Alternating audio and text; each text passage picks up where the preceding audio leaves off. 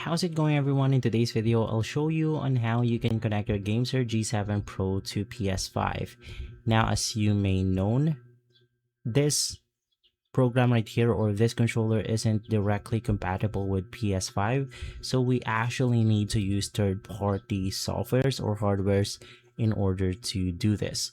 Now, I suggest using something like the Brocked Wingman, which will then allow us to plug the USB stick directly onto PS5, and then from there you could just plug your controller onto the end of this hardware right here, which will basically make the GameSir G7 work perfectly. Now, I believe there's other hardware similar to this one, but generally you could just go ahead and find a controller converter online for PS5, and from there you're good to go.